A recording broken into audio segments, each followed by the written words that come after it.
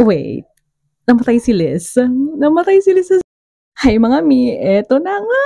Grabe talaga 'tong Blacklist na 'to mga mami course at eto tinapos ko na nga 'tong season 3. Ang all out, talagang, episode turner ang mga ganap dito mami course. May Mag-i-spoiler na ako ng very, very sweet ha, sorry na. May manhunt, nagtago, nahuli, nakulong, nakalaya, mga ganong atake ang ganap ni Liz dito mga ate ko. Wala na siyang mga case, plead guilty lang siya dun sa isa pero other than that clear na, bumalik sa task force si Cooper, nilabanan nila ng all out ang kabal, nag-exit na yung nakakabwisit na director, nakakagigil yung isang director ng FBI dyan. Nabuntis si Liz, of course. Tapos may isang blacklist.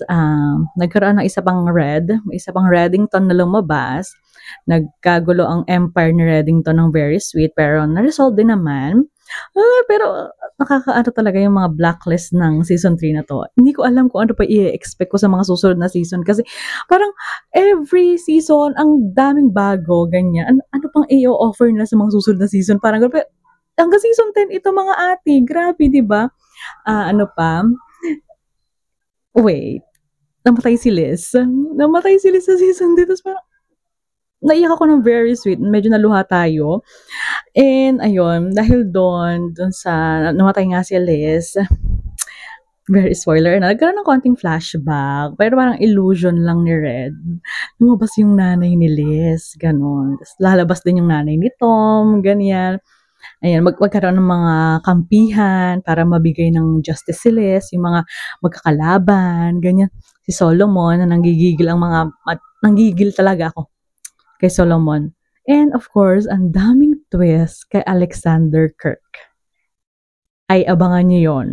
So, yun yung talagang umikot ang last few episodes nitong season 3. So, of course, maraming interesting na blacklist na related kay Kirk para mahanap si Liz, ganyan. And yun lang, I really hope ma-enjoy nyo rin to. So, per episode talaga is episode turn, mahuhook ka talaga. So, yun lang. Enjoy watching!